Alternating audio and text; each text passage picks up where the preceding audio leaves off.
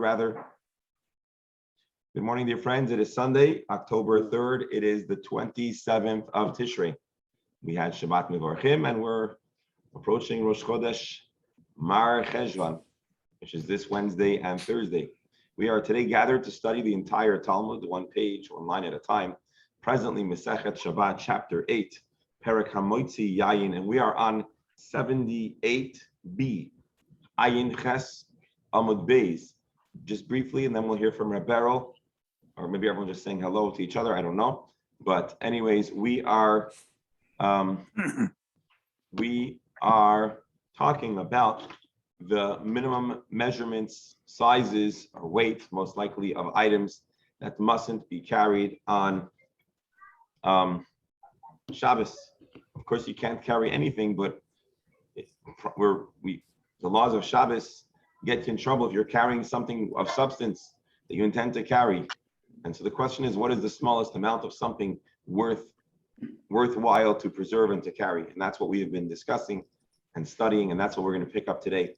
One of the items in the Mishnah is paper. As we talked about paper, what good is paper? What do you use it for? And so there's paper that's used for writing, and there's paper that's used for wrapping, and there's paper that's used for other kinds of writings. And so that's, broadly speaking, what our discussion is about. So let's share the screen and get on to the next Gemara, which is going to continue with a question about the dimensions of paper that may be carried. But while we share the screen, Dr. Hammer.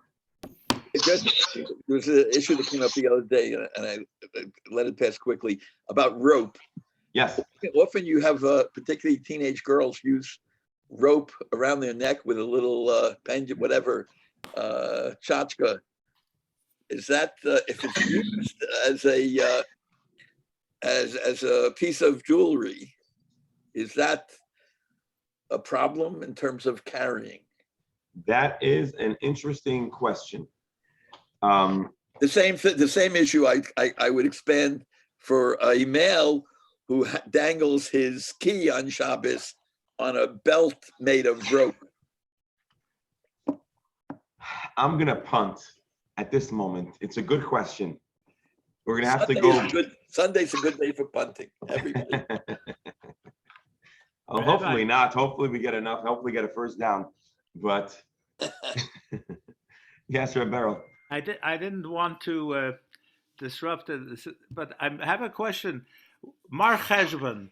Yes. What makes it Mar Cheshvan rather than just Cheshvan? Is it a long answer or a short answer? Well, there's probably two answers. It's possible that the real name of Cheshvan in its development was Mar Cheshvan, but I don't know. We have to look into the history and where the names of the months come from.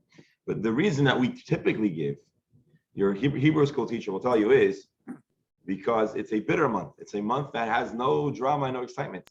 We leave on a Tishrei month, which is full of Yamim Tovim. Then we go into Mar Cheshvan, and there's no holidays at all. And so, relatively speaking, there's no sugar. There's no. It's just a boring, plain old month. So I believe that's the common answer for Mar Cheshvan. Kislev has Yamim Tovim. We use Mar for other Chadoshim? No. However, I was in Shul, and the only other month that we have it's like two names is Menachem Av. Yeah. And the person who was doing Birkas HaChodesh in Shul, he was thinking the month that starts with a mem, and instead of saying Mar Cheshvan, he said Menachem Av. I won't tell you who this person was, but what I can tell you is that no matter how much we try to turn the clock back, segeit nicht. You have to embrace today. You have to embrace the moment. So anyways, so Doctor, it's a good question. I'm not saying it's a bad question. I'm just going to punt on the answer. It's going to be informed more by the question of the previous chapter, Bama Isha, which talks about what kind of stuff you can wear as an adornment. And the question is going to be if it is an adornment or if it's an accessory, if it's either, if it's both, if the odds of you removing it are high or not.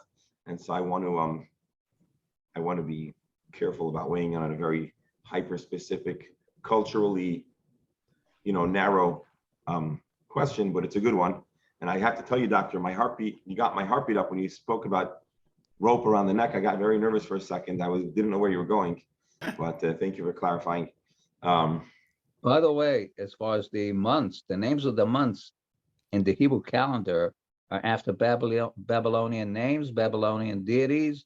Yes. And here we don't want to use the secular calendar, and instead of that, we do use a secular, a foreign calendar. Not only that, with foreign deities, and it's a little strange to me. I know that that's what they were used to this month of the Gemara, and it stuck. But because otherwise Mar would have been masculine. But but the Hebrew months are really called the first, the second, the third, and so on. Don't reach right. With the exception of Yerech Eitanim, there's a few exceptions, but for the most part, months don't have names biblically. Months are just months. When the Jewish people came from Babel to Eretz Yisrael, back to Eretz Yisrael, so they adopted the names, or they adopted some names from where their host nation. But what I saw brought in the Jewish Svarim is that although the Jewish people adopted names that had a secular or not even secular, possibly Avodah Zarah theme, they read into those names their own subjects. So they I don't know if the word is projected, but they extracted or perceived their own theme. So although Tammuz, by the way, should be the best known because the Iraqi rocket program, right? I think it was called Tammuz. For the same. Tammuz is the month that doesn't have any Chagim. It just has the Shiva Sept Tammuz. It doesn't get a Mar mention.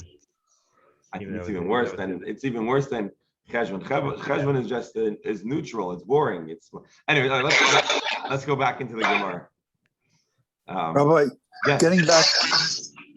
getting back to the rope around the neck with trinkets on it. What would be the difference between wearing that and wearing a tie, a men's tie? It's the same thing. I got to tell you something. I think the Dolphins should be considering hiring me at how terrible I am at punting.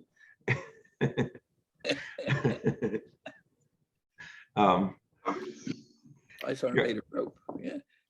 The Western ties were made of rope with a shritchik in the middle. You know those. It's a good question. It's another accessory, more of a garment, I would say, than a. Rabbi, I think we have to set an hour or so, a couple of times a week, for all the extraneous issues that arise. Yeah, but I want to clarify, they are good issues.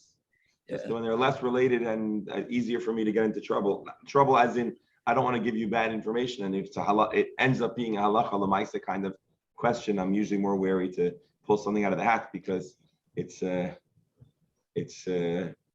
real question. So but anyways, then you can sell amulets as a fundraiser. Beryl, we're onto something. Or maybe I can get into accessories. Who knows?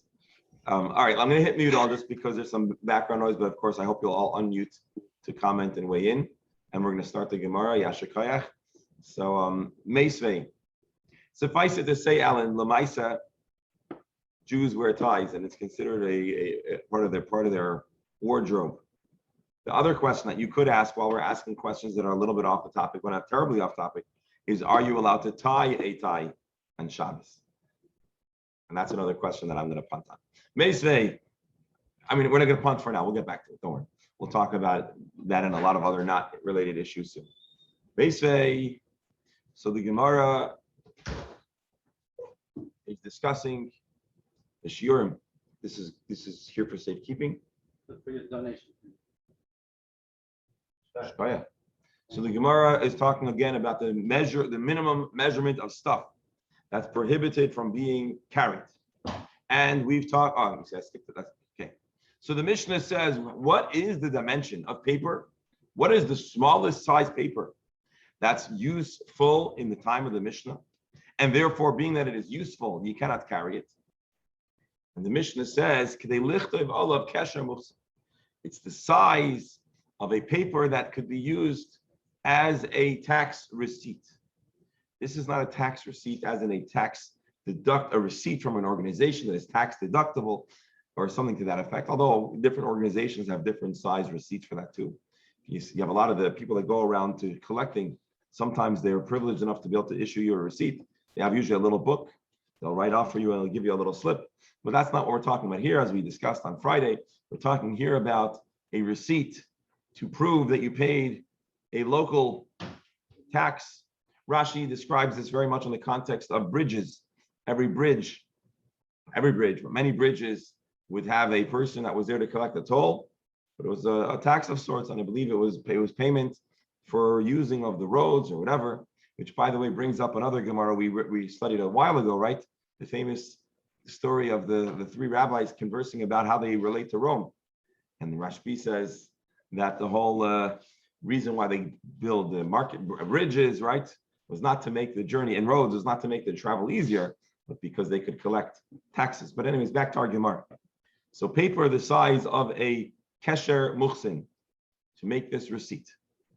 Now we have a problem, which is how big is a paper, or how big is a receipt? Tana kama shir muchsin. What is the dimension? How big of a paper do you need for a kesher muchsin for this kind of receipt? The Gemara answers, shtei oisiyos shel kesher muchsin, 2 letters. We did this. We started this on Friday, and we mentioned. Well, anyways, forget what we mentioned. But the point is 2 letters for a kesher muchsin. Rashi tells us the understanding is that our letters are smaller. What is our letters versus their letters? So I believe it's the difference of Hebrew versus Greek, or whatever the language that would have been used by these toll people in the time of the Mishnah. Dr. Hammer, you're muted, but please. Are you telling us something? Just thinking, if numerals are letters, 2 letters, so the most you could give is $90. I mean, that doesn't sound. I didn't even. It's not a very Jewish interpretation. I did not even consider that it might be Roman numerals or whatever Latin numbers to indicate amounts. I just thought it meant paid or in good standing. But that's interesting. I had not considered that, and now I'm going to consider that. So Yashikayach for chiming on that. But suffice it to say, it appears that our letters might have been smaller than their letters, and therefore the question is, how big is the piece of paper? That's what Rashi points out. So a plain sheet of paper needs to have space to write on it. Kesher muchsin. How big is a kesher muchsin? It's the size of the 2 letters of a kesher muchsin. I told you in the beginning, I'm struggling a bit with this Gemara, so hopefully you'll help me out. Let me just see one thing. I see what's wrong. Okay. Let's read this. Let's reread this again. Kama kesher muchsin, shtei oisiyos, 2 letters. Many of the Girsa'ot take out this word shel kesher muchsin, and that actually is helpful. So how big is it? 2 letters. So now we have a challenging text, which says as follows. If you find an empty piece of paper, if it has the space to write 2 letters, you're chayiv imla potter. But if it does not have 2 letters, you're potter. Allowing you have the whole. It's not saying you could have the whole paper size for tax sheet. Enough to write 2 letters of a tax sheet, which would be a much smaller size. Right? No, I mean, my understanding, which again may be wrong, is that we're talking about how big is a tax receipt. It might just be a little piece of paper with 2 letters, right?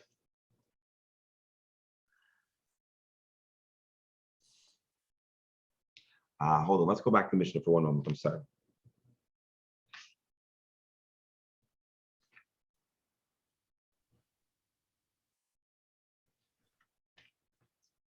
Hold on. The Mishnah, I just want to read you the Mishnah one more time. Paper to write on it a kesher muchsin. If it's scratched out, to use for wrapping. We have a Tosefta, which says, how much is this kesher muchsin? The Mishnah mentions it without giving us a dimensions, and it says 2 letters of a kesher muchsin.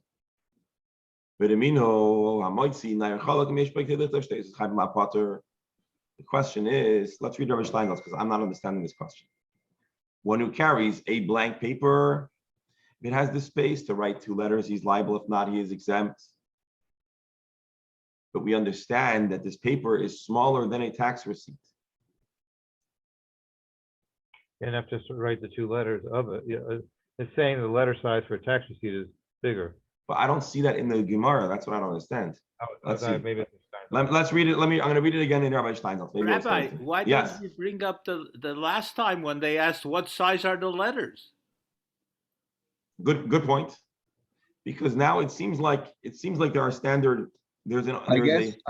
I guess the size of a letter would depend whether you can actually read it or not. It's to some degree it's subjective, but if you cannot read the letters, they're too small. I'm going to read. We had the same argument before about the letters. Let me read Rabbi Steinsaltz straight. Really, for some reason I'm struggling with this more. Maybe there's a girsa, but I want to read Rabbi Steinsaltz straight, and you'll help me out. We learned in the Mishnah. I don't think we've done this very often. The measure that determines liability is paper, the equivalent to paper used for a tax receipt. Then there's a brisa that asks, and what is a tax receipt? Enough to write 2 letters of a tax receipt, which Rabbi Steinsaltz adds are larger than regular letters. The Gemara has a contradiction. Here's what I don't understand. There's another place that says if you carry out a blank paper, if it has the space to write 2 letters, he's chayiv, and if not, he's exempt. Oh, it doesn't mention. I hear you. Okay. The other text, the brisa says 2 random letters. Here it says 2 letters of a kesher muhsin. Rashi tells us that the kesher muhsin is the larger letter. So which is it? Larger letters or smaller letters? Now we still don't have the precise dimensions of the larger or smaller letters. So we still don't have all the information we need, but suffice it to say these 2 texts are contradictory regardless of the exact dimensions of them. You have another problem. Who says every tax receipt is exactly the same size? So that's what I just said. We don't know exactly what the standard letters are, but we do understand that there's a difference, and that's what the apparent contradiction. It's possible that the Hemshech of the Gemara will give us some information. I would think they give us using standard units, like saying it's 1 etzba by 1 etzba, 2 etzba by 2 etzba, or something like that. I'm sorry? Yeah, it didn't do that yet. Let's see. So at this point, all we know is that, or all we understand is there are 2 types of letters.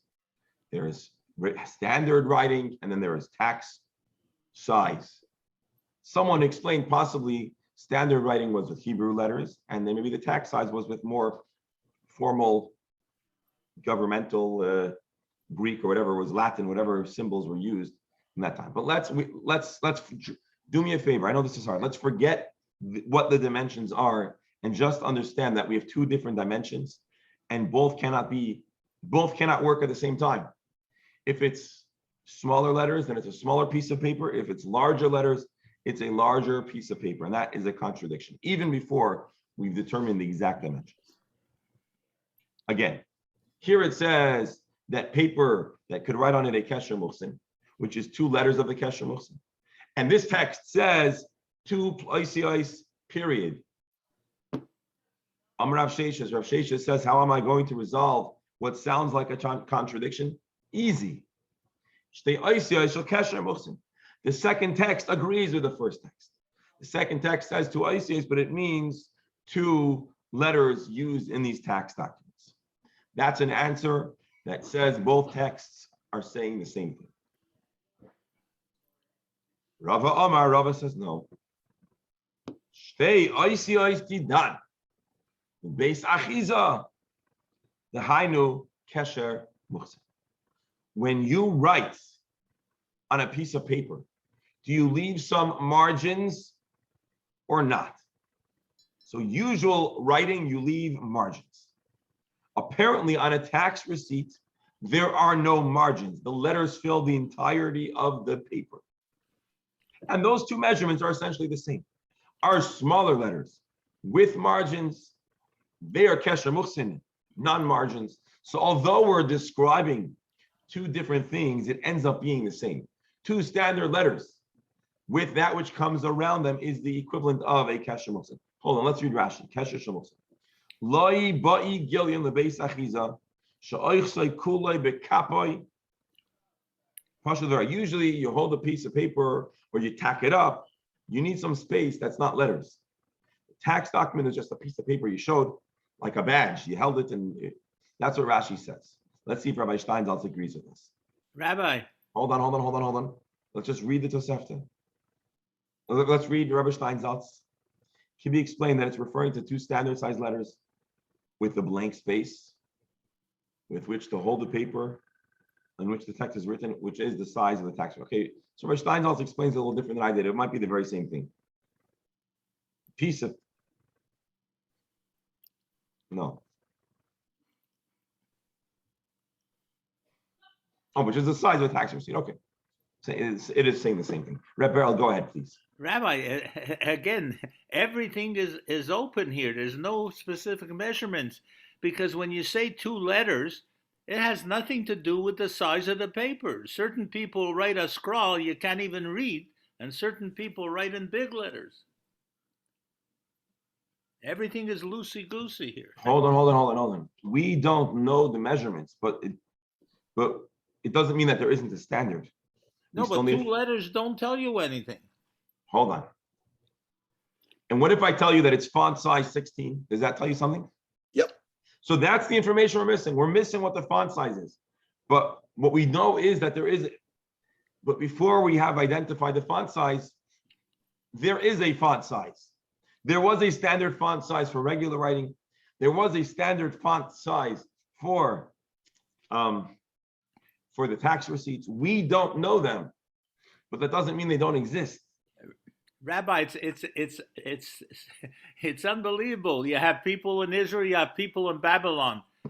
I can tell you it's highly unlikely that every tax receipt in that whole region would be the same. You have different powers in at times. By the way, the impression is that we're talking about a small piece of paper. Is that correct?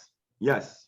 So then you have to start being a little bit more rational and saying two letters.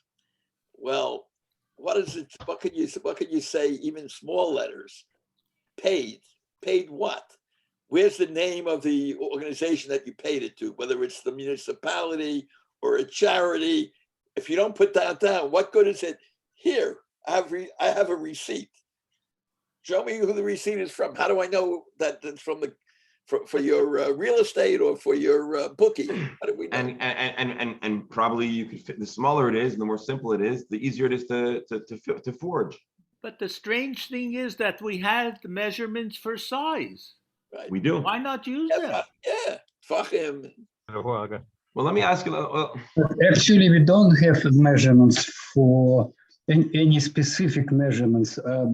Uncertainty is built into fundamental measurements, like, for example, the hand breadth.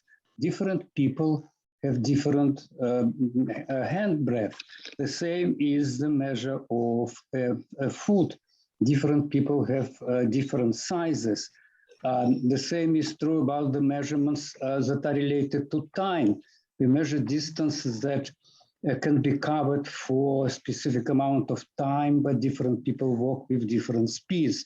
So this uncertainty is indeed built into Talmudic measurement system, and we simply have to live with that. They were comfortable with this uncertainty, and with Professor, are you suggesting meter we feel that everything has to be more or less related to the common standard measure, but it wasn't the case in those times. Professor, are you suggesting that if a person was carrying a piece of paper and they wanted to know, do I need to bring a carbon? Do they go back home and they look in their diary and they look at their font, their personal font size, and they say, oh, wow. But this may be shot. I'm really, again, I told you, I didn't really, I'm hoping you're going to help. So the person is, oh, that's my handwriting size, chayiv, or that's much smaller than my handwriting size. Probably what's more likely, although I'm not certain about this either, is that there was more standard size about the Kesher Muhsin, which was a known type of document that people needed, as opposed to your writing. I think what I want to say is that in their times, what had place as a standard measure was uncertain. Unlike in our times when we measure everything with nanoseconds and nanometers. And they felt comfortable with this uncertainty without the need to specify it more exactly. So our search for translating their measures into our measures is to an extent futile. Like we have measures of eggs, the size of the eggs are different sizes. You can see that in the supermarket. And this uncertainty really characteristic of all the system of measurements in Talmudic time. We have to live with that. I would suggest maybe a different approach. For instance, in those days, a mouthful of a certain animal, they had a concept of that mouthful. For instance, today, when we say a teaspoon in cooking or a tablespoon, there are different sizes of teaspoons of tablespoons. But there is everybody knows when you say for cooking a teaspoon, that everybody agreed on the standard size of a teaspoon or a tablespoon, even though that in reality they're different sizes. So I think maybe they were aware when they spoke about a mouthful here or a size of a letter, they had certain concepts of sizes in their minds. We may not be aware of it. The same way, 2,000 years from now, if you say to somebody, it was the size of a 14 font, they may not know what we're talking about. Oh, first of all, hold on, one second. I want to say that between the professor's explanation, or Menachem's explanation, I hope we can all go to bed at night, even if we're not going to have the exact amount. They both were very, very helpful, the professor, and then especially, hold on, especially the size 14 font, I think was a very wise way of bringing that point home. And so hold on. The machloikes between the professor and the doctor is as follows.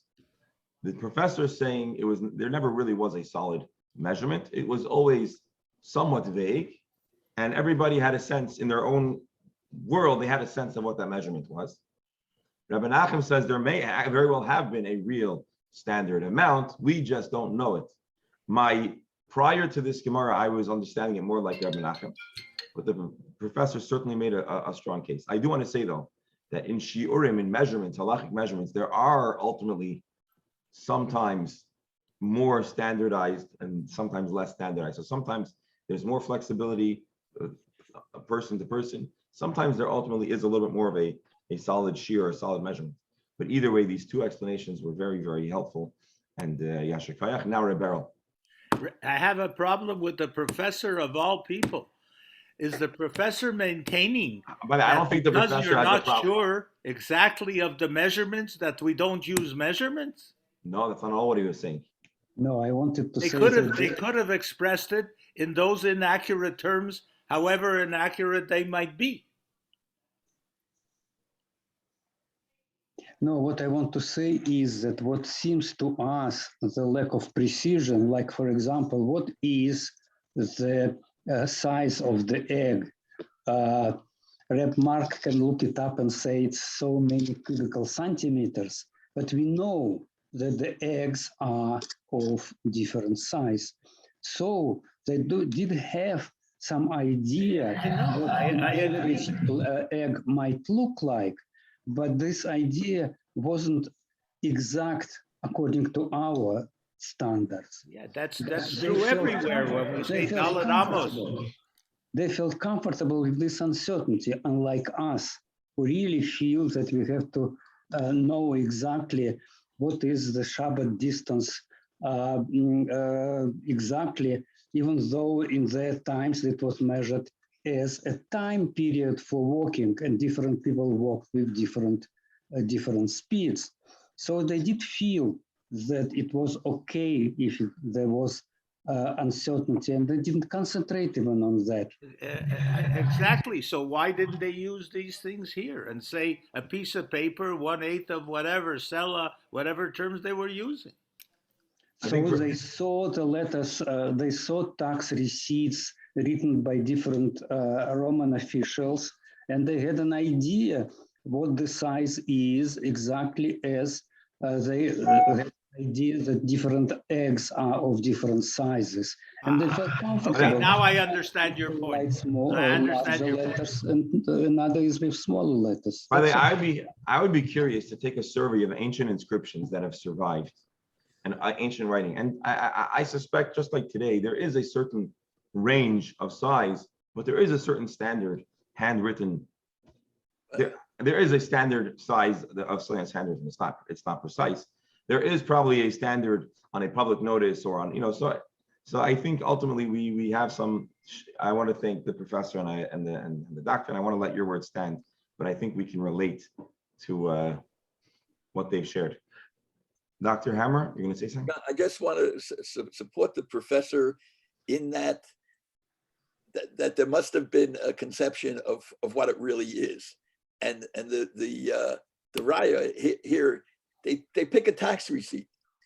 The tax receipt is probably that piece of paper that was most ubiquitous, that everybody would be aware of because they had to pay their taxes, rather than saying the size of a chumash or the size of on the tefillin box of Shabbat. So I think that would support his point of view. So the frustrating thing is that we live in 2021, so we don't have too many of those tax receipts. And so we don't know the exact amount, right? We don't necessarily know the exact amount, but you're right, it was probably the most known. Anyone that moved anywhere probably had to deal with these tax receipts. You might have not been in business, you might not have been a scholar, but you. Shkoyach. All right, very good. That was a very fruitful, in my opinion, fruitful discussion. The Gemara now is going to continue asking some questions here on this subject. So we spoke until here of blank paper. How much blank paper has a use? Well, enough space to write 2 letters normally, or to write 2 letters in the font in the common method style of a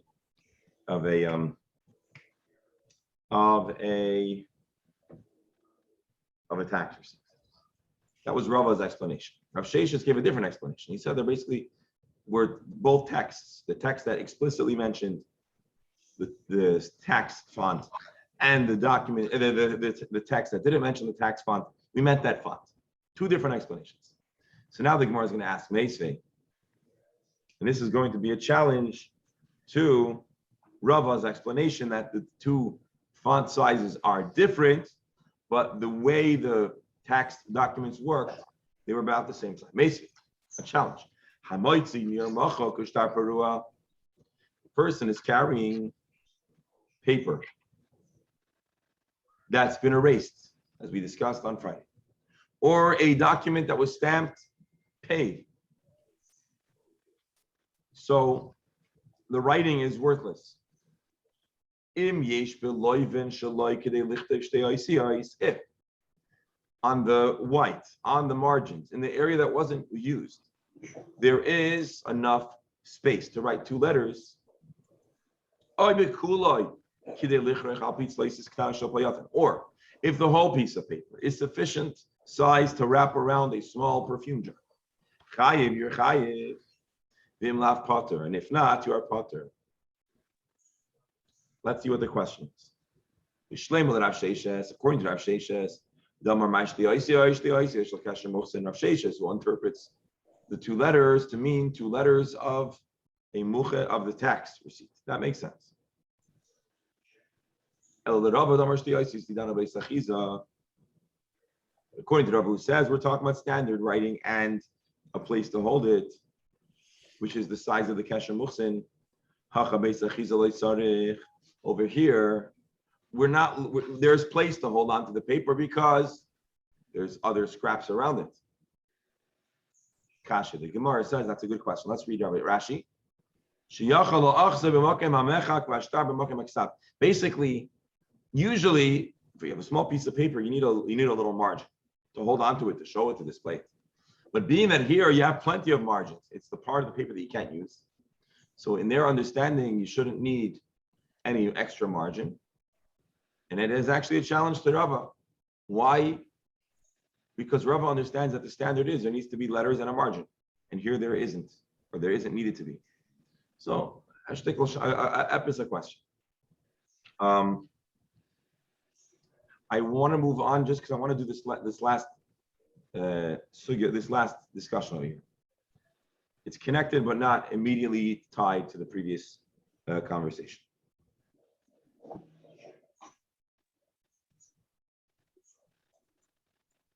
The question here is there value to a voided document?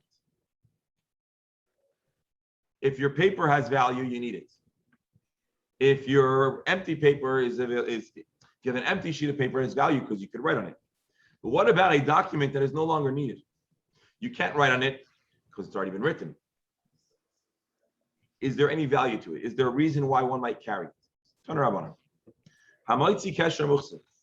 If you carry out on Shabbos this tax receipt, until you did not present it to the tax collector guy, you're chayiv because you really need to hold on to this piece of paper. Rashi. Because once you presented it and you're being exempted from making an additional payment, now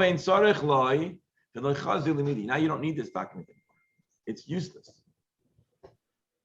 Potter, that's why you're potter. Rabbi Yehuda disagrees. Rabbi Yehuda says no. Even though you've already presented it and you've already been marked down as paid and you've been let off the hook, you're still chayiv because you need it. So you have a machlokes. This is a machlokes b'metzias. This is a factual argument. Do you need to hold on to your document? Now you know let's say if you'll deposit a check. So many times your bank will tell you to hold on to this check X amount of time after you deposit it. That's if you deposited it and you're holding it with the, how do you call it? Electronic. Or there are certain tax documents or other documents or statements that you're advised to hold on to. Your accountant might tell you to hold on to for a certain amount of time. So that's the question over here. Do you need to hold on to this document or not? So the Gemara asks, my beinayu, can you explain to me what is the crux of their disagreement here? If you need to hold on to the document or not. Amar Abaya says, Ika beinayu rahiti muchsa. The question is, Abaya, let's read Abaya says, the difference is tax runners. Rashi will say this, but let's read Rabbi Steinzal. Sometimes a tax collector sends inspectors after those who've already been exempted to audit them. So even if you're going to be audited, you still need to have the original to present in the event of an audit. So let's see how Rashi explains it. These are a kind of people that run after those who passed to see, to accuse them of not having paid the tax. Basically, you might need to prove that you've already paid. And I guess this would be identical to the idea of holding on to certain documents for a certain amount of time in case you get audited or something like that. Rava says no. What's the difference between saying you need to hold on to it or not? Alternatively, there were sometimes big chief tax executives, and then they had deputies that worked underneath them. Rashi, you have a big chush of a guy. He doesn't want to be the guy standing on the bridge. So he gives out a license, or he lets the guy pay him a fee, and he gets to collect the taxes, or he gets a commission. The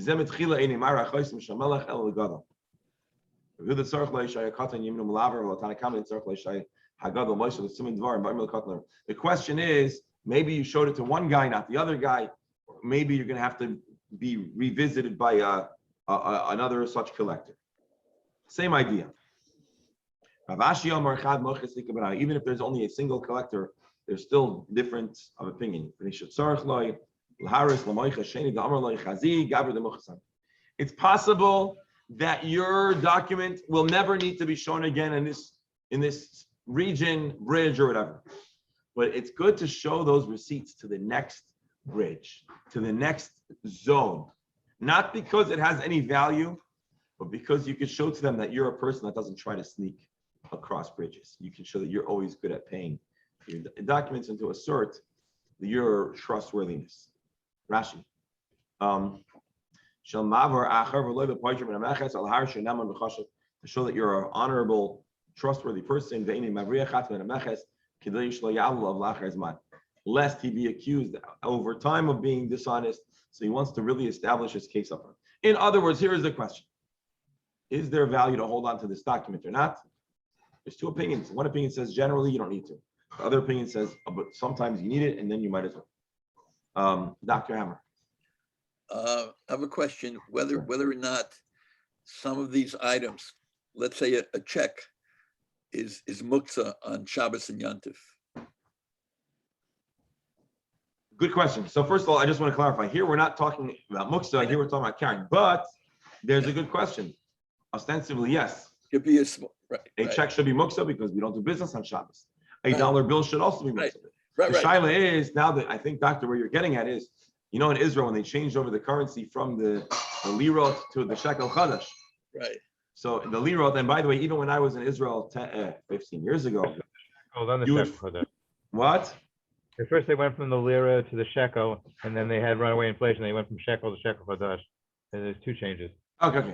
So, but those old coins today, are they worth anything? No. No. And when I was in Israel 15 years ago, we would still occasionally come across the old, The old agora, the aluminum. the old currency. Well, the aluminum's probably worth more than the value on the coin. Interesting. But to the mismatists, to collectors, they do have a worth. Oh, so that's the question now. And I'm not going to give an answer, but it's something to consider. If a coin does not have currency, so the value is not as a currency, it's a value of a curiosity or a collectible. So now the shaila is it muktzah? I'm going to add another question, which is going to sound blasphemous, and I'm not going to give you the answer. But there's a shaila. What about a dollar? So there's a dollar that's been devalued. If you were once a millionaire in Venezuela, your money today is unfortunately worth very little. And let's daven that we don't ever understand what they went through. But then there's such a thing as a dollar that's been, what if you take a coin and you make it into a necklace? Assuming the necklace is allowed to be worn, because people wear it typically. And it happens often. You have, those old coins or whatever. And, but there's another discussion. Let's say a dollar you receive from a tzaddik. Let's say you got a dollar from the Lubavitcher. So you view that dollar as a piece of currency or as something special that you got. Or what if you got a dollar or a coin from your grandfather and it's very sentimentally close to you? So is that considered muktzah? I'm not giving you an answer. I'm just broadening the question and showing that. Here you have the problem with, let's say you reach into your pocket on Shabbos and there's no Arab and you find out there's a candy wrapper in your pocket. Now, obviously that has no value. So is there a problem? So the question here isn't there's a problem, but most likely you would not be considered chayiv for carrying. I mean, obviously you shouldn't do it in the first place, but you're already. Mark, well, let me ask you a question. What could you use a candy wrapper for? I guess. To put your gum in. Exactly. Exactly, doctor. I'm glad you. It has. It's just like you reach and you find an old tissue in your pocket. It's like these are things you find if you're walking, all of a sudden that you forgot. Obviously, you should check your pockets on the way out the door. That's why it says in Shulchan Aruch that you should check your pockets before Shabbos. You should check your pockets. Going back to the checks for a minute, does it make a difference whether the check is an empty check, which you can still fill out, and it's got a worth, or a check that's been written on already and doesn't really have any monetary, business worth? Is there a difference between the two? That's a good question. Rabbi. Yes. I see a larger principle here in all these things that we're looking at. And what is the criteria for us today? In other words, they're telling us from the time when you couldn't use the dried wine, then you could do something with the straw. So I think maybe they're telling us today, just because you think an item is useless, don't think that it's different what you're allowed to carry or not to carry. I'm not sure if that's what the Gemara is telling us. I think the Gemara is telling us to be mindful of if something has any kind of use, and that would make it a problem to carry. Because carrying means carrying with intent, with desire to transport an item. Yeah, but one would think this is useless. This is garbage. It doesn't fall into the. That's why they're hammering. Oh, that might all be over that the might place. that might be a wise thing to pick up from this Gemara. Again, it goes back to the thing that Dr. Hammer taught us long ago in the beginning of the Masechta about functional fixedness. Right. Right? It's that idea, which is. Ad But nihilo. Beryl, let me ask you a question. Whereas in the previous discussion, the idea of functional fixedness supported that the two ideas really should be considered. This Gemara ultimately, in a sense, tells us that there is a difference between the primary use and a farvarfina plausibility of how you might use it, because our Gemara here is only embracing common uses, as opposed to our earlier discussion where we really wanted to make sure that we were open-minded to the full spectrum of possibility. So in that sense, this Gemara has a different philosophy, if you will, or a different viewpoint on functional fixedness. My dear friends, this is going to conclude today's discussion. Today's discussion was fairly focused on the subject of paper, font size, usability. I don't know about you, but I gained a lot from the wise insight and comments from our dear members of the Chabura. We had two texts that seemed to be a contradiction. We had two different explanations. Rav Shesha saying that although they sounded different, they were actually saying the same thing. Rava said they're saying different things, but ultimately the dimensions are identical. And so we've had the opportunity to ponder the value of margins, the value of font size, the value of writing on scrap paper, and we've even had the opportunity to talk about voided documents, used documents, and unused documents. By the way, I came across, and I've shared this with you many times, but we today, Baruch Hashem, live at a time of relative prosperity. So if we'll look at any book we have, there's beautiful margins, and we never look at those margins and say, oh, what a waste of paper. We don't look at that. We say, thank you, Hashem, for making us be able to read with nice fonts, with nice size, clean letters.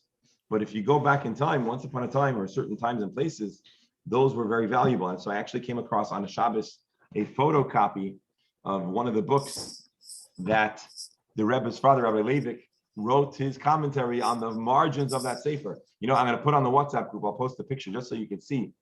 And it just shows us how, you can't take for granted such a thing as a margin or a font size. And but anyways, my dear friends, Yashikoya. Rabbi, one more thing that just occurred to me in today's world: shredded paper. Oh, so is shredded paper have any use today to stuff a box? What about those peanuts that come in the stuff that you get in the mail? Is there a difference if you're Matzniya, if you have a shipping company, so then you want them? But if you are just a consumer, I have a feeling you don't want them. And if your grandkids or your kids are home, you certainly don't want them around, because then your whole house is going to become covered in peanuts. I think that's what you call them, right? Just a quick thought, which yes. I learned about a half hour ago from Menachem's explanation of the months being of a different language and a different culture, which presented problems. That perhaps is the reason why people who are no longer on this earth, but whom I once knew, mainly European Jews, who would always tell you never the dates of the month. I was born around Hanukkah time, a couple of weeks before Rosh Hashanah, Purim side, and this and that. And that's what I got, even from my parents, Alam HaShalom, when they talked about things from Europe, it was never really with the month named. And it's very interesting. It may also have just been a general, like, today we're very concerned about the punctuality of the precise day and the precise hour of an event. Right. And it could be in general. In those days, there was, for sure, in the way of speaking, people were a little more, approximate in their memories. But there was also always an issue of Ayin Hara. Yeah. Uh-huh. So people did not specify anything because of Ayin Hara. Perfect discussion for a day called Sunday. Oh. Well, I think you're gonna say a day ending with Y, but By the way, the days of the week are also Absolutely. Right. not exactly Random.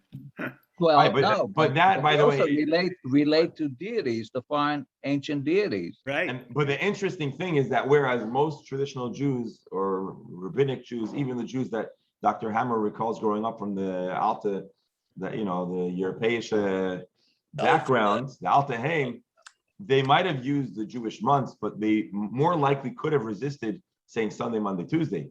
And in writing, we write Yom Rishon Yom Sheni, and that remains more of a style. If you look at rabbinic correspondence, you almost never see them using, at least until the modern day, using Sunday, Monday, etc. We try to stick to Yom Rishon Yom Sheni, and those are, of course, biblical inspiration.